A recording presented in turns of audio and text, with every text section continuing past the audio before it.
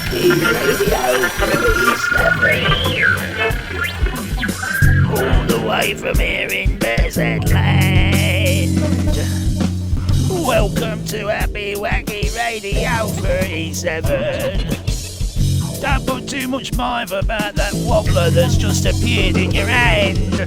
It's all part of the mysterious glory of the stuff that squirts into your ears for years. It's just another Bezatlandian story about a hog with dirty, wobbly fears.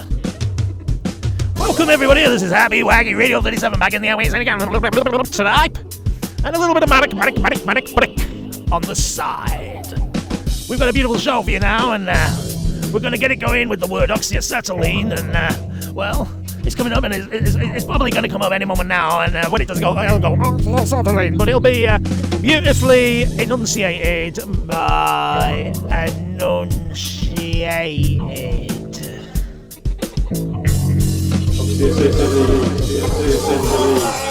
Wow, listen to him go! Yeah, do it again!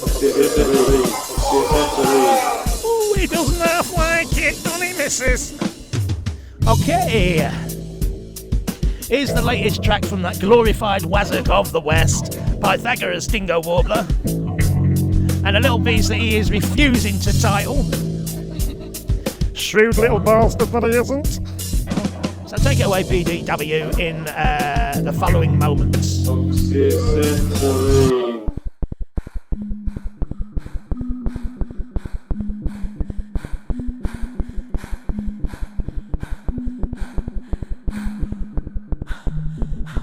Cast my net across the water. My donkey didn't say it was me that taught her. Cast my net across the water. Donkey did the same, 'twas me that taught her. And a rhino called Elsie.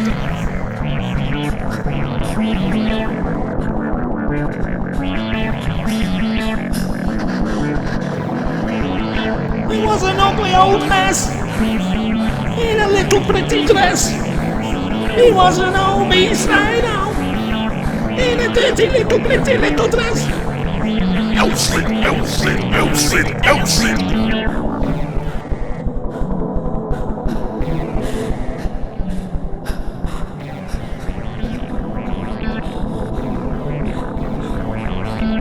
Gets me there across the water. Donkey did the same, 'twas me that taught her. I also taught the donkey's daughter. And a rhino called Elsie. Caught a cold and a haddock as well. Hold on, haddock, that rings a bell. It's the one on the front door of my house where I live with a famous house. And a rhino called Elsie. A rhino called Elsie. We ate the haddock, it made us sick. The mouse ran away with an apple called Nick. I'm left here with a shovel and a pick, and a rhino called Elsie.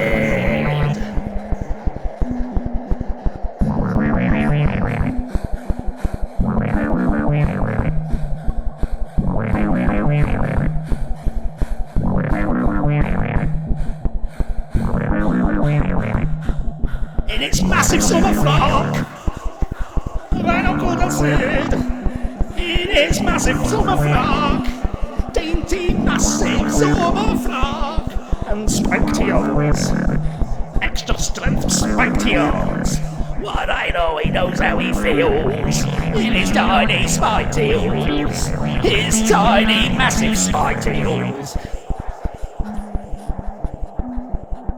You know how he feels. He ought to be on wheels, and we could trundle him about from town to town in his pretty little gown. He's a rhino called Elsie. He wears a pretty dress. His head is quite a mess. His head is quite a mess.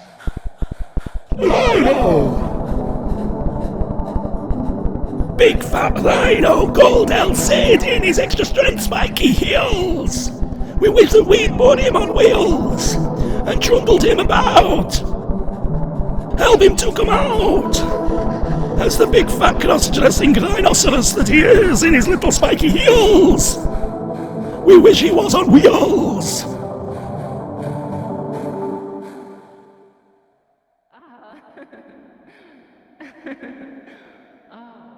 Even by the heartiest of rhinoceros standards, the tubulance of his blubulance meant his frocks had to be made extra wide.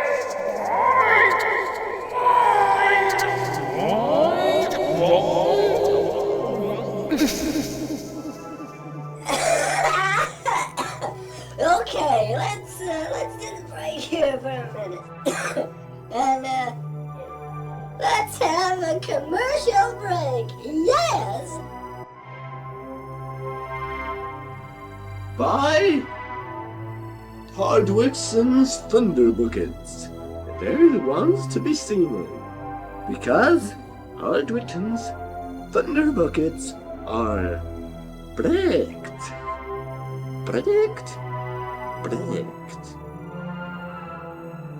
Yeah, thank you. Nice one. Nice one. Really smooth. Thank you, Hardwickson, and thank you, Thunder Bucket. Yeah. Now let's go over to our spiritual advisor for our prayer party.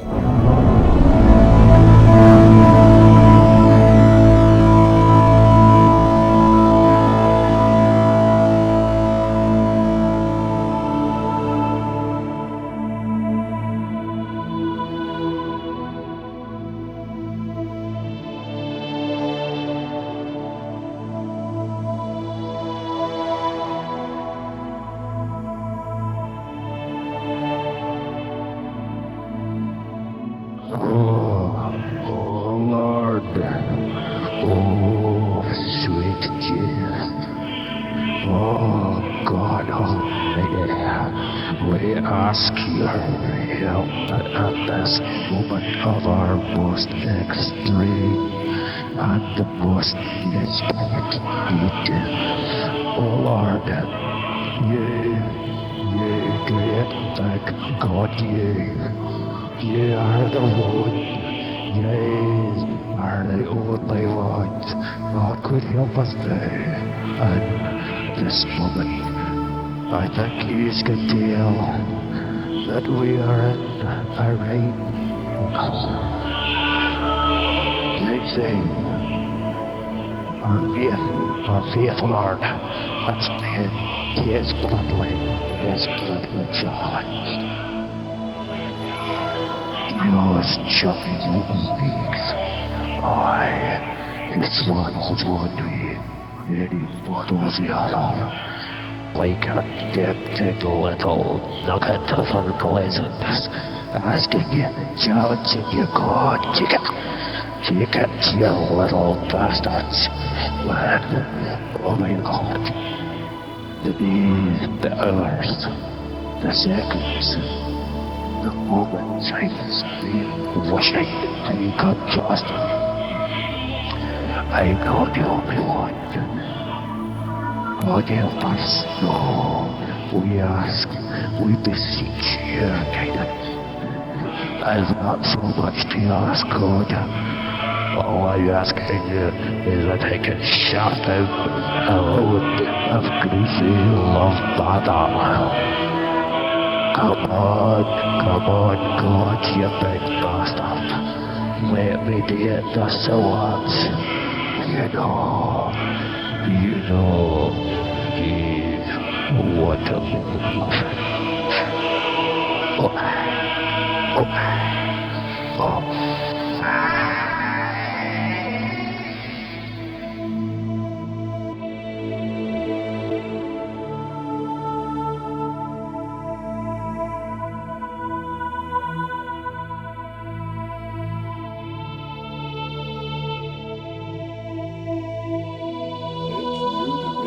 Scrunch Bucket. You really make our lives. You make us sick sometimes as well, but It's worth it, you know? Well, maybe you don't. Anyway, here is another break. Predict. Oops. Sorry about that. Here's another break. For those special times in your life, like when you're feeling ill, and when a close relative's just been run over, or something really happy and joyous, why don't you roll about in pig manure? It's not much fun, but then again, if you don't want to, I don't really care. It's just, you see, I've got all this pig muck at our house and no one to roll about in it. And I thought, well, if it can do anybody some good, it'll ease my conscience and it might get me into heaven. So I thought, you know, why not? So, like I say, if you are really down in the dumps or up in on an eye, or just plain sailing, going straight along in this life of ours, having a really good time of it, or just having a mediocre time of it, you can always benefit from a good roll about in pig manure, even if you're stupid, which really you've got to be. Anyway, this is me, Splurkity, Brickety, Bricked, Splunge Bucket. I'm the brother of the Reverend Splunge Bucket. Signing off, amigos.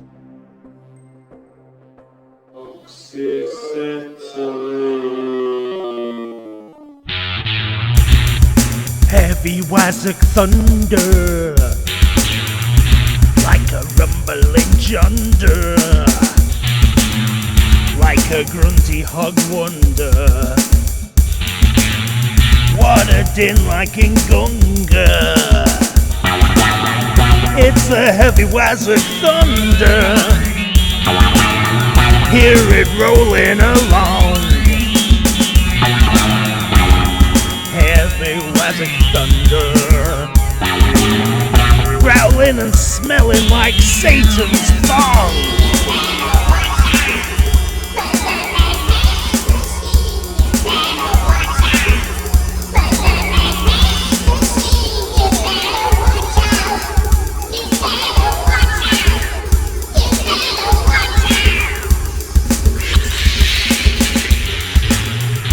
It's a flat piece of machinery with a dozen sides. It's as wide as an oak tree. It's as small as a fly.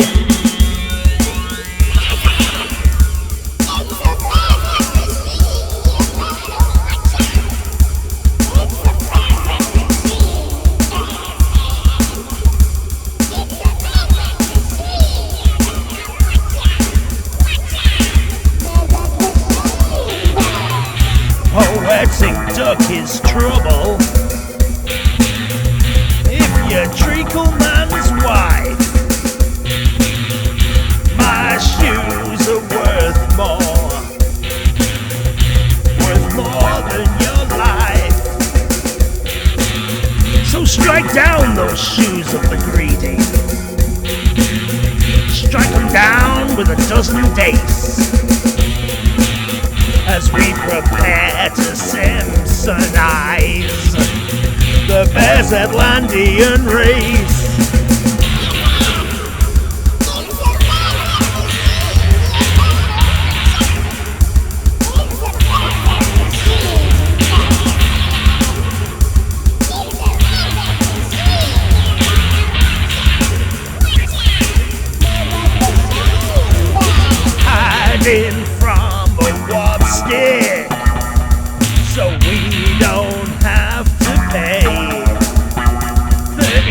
even sacks of wobstick tags by shouting comedy.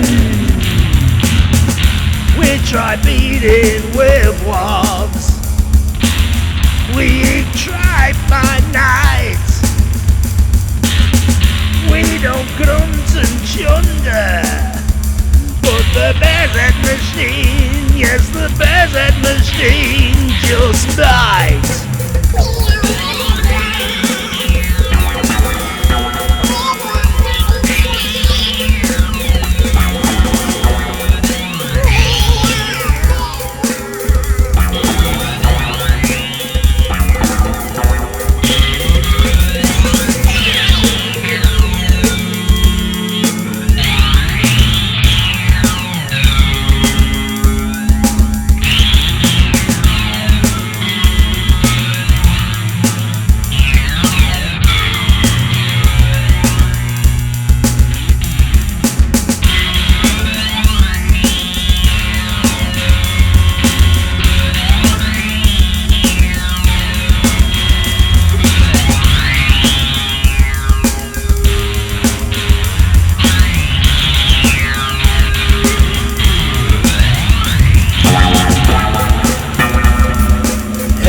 Classic thunder,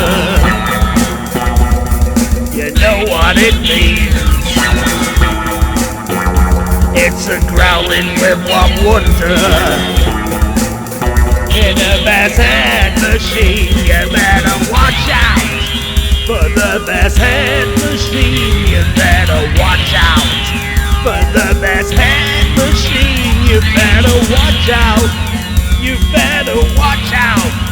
You better watch out! Watch out!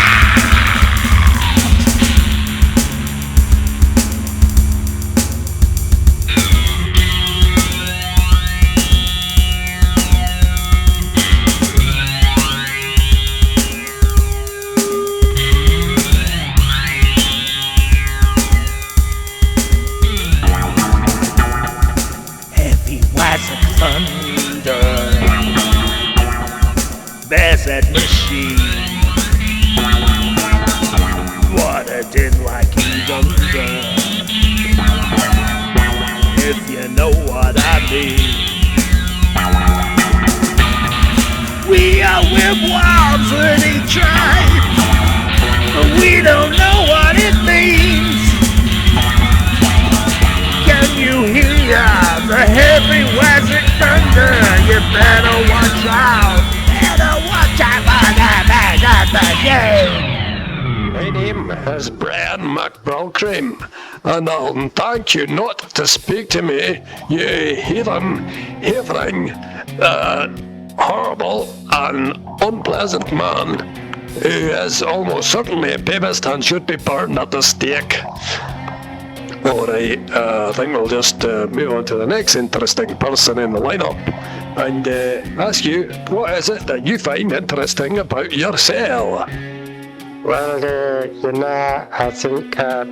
think you probably can already what it is that's interesting about me. Like, I think it sticks out a mile, It very nearly does, actually. I can see, as I look at you now, I'm surprised you managed to get it into the studio today.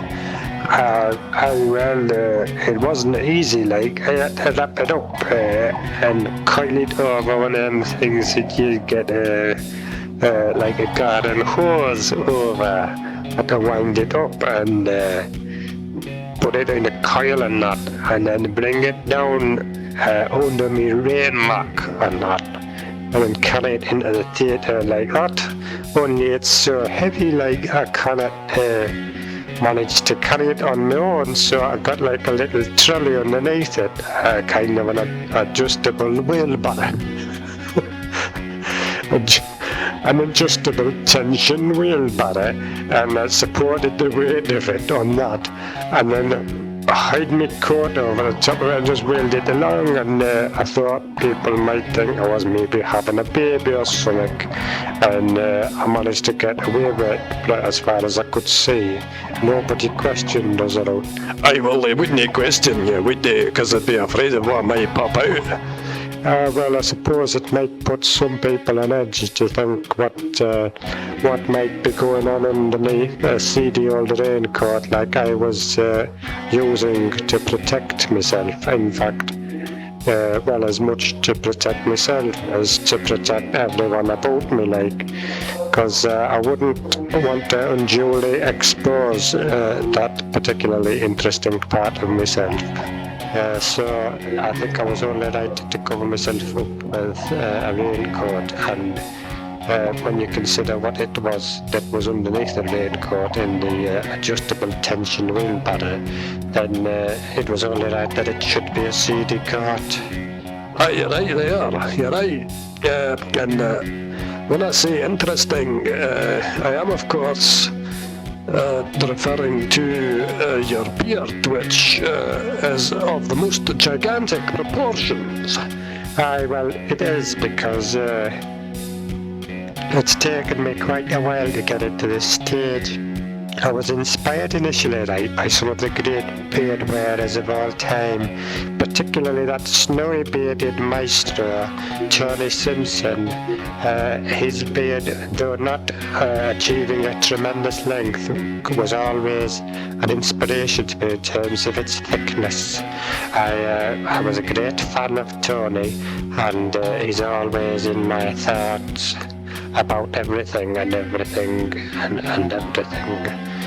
And well, he was a great inspiration to me, and so was Salvador Dali, and so was Frank Zappa, and so was King Edward VII, and so was the Queen Mother's, no, not the Queen Mother, the Queen Mother's mother's mother, my friend from Scotland who had a big beard and all, and they were all a big inspiration to me, make me want to grow a great big beard. Unfortunately, I was born without a chin, so the beard I've had to grow was formed from mesh that I knitted from the nose hairs of my nose, and by roping this together into a chain and knitting it more crochet, actually, using the twine that I developed from the extended hairs that were grown under my armpits, I was able to make a kind of a makeshift beard using all these things good together. This disguised the fact that I didn't have a chin and enabled me to carry off the effect of having a rather magnificent beard. And over the years, I perpetuated this little subterfuge and convinced people that I had a very, very large beard indeed. Aye, well, you fooled me completely. When I saw you there, I thought, well, there is a man with a very, very large and interesting beard, whereas in fact what you have is a very, very large and unpleasant conglomeration of nose and armpit hairs. Well, I don't like to think of it that way. It's just that I cannot grow my own beard because I've no chin, like. Aye, right there. Well, that's enough of your interesting story. Oh, I have not told you about my toenails. No, I know. And I'd be rather glad if you did, mate. I will, alright then, I'll not. But you're missing out on a tight treat, like. I hope I am. So, thank you a lot, and we'll move on to the next person in line.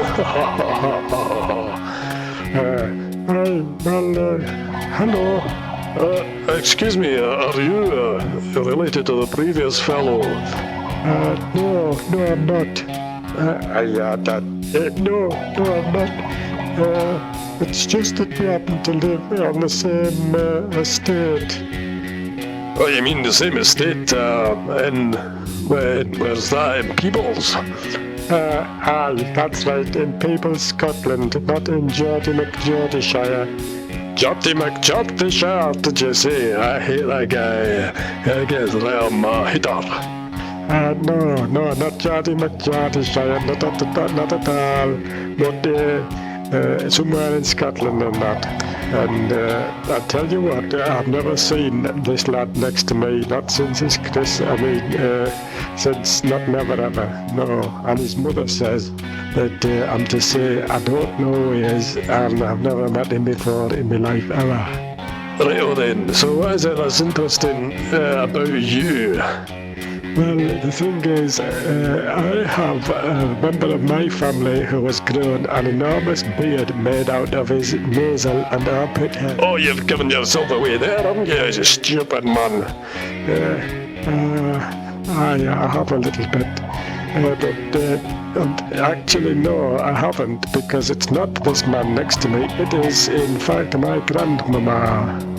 I think that's quite enough of you and your strange hairy family. Let's try something a little different now.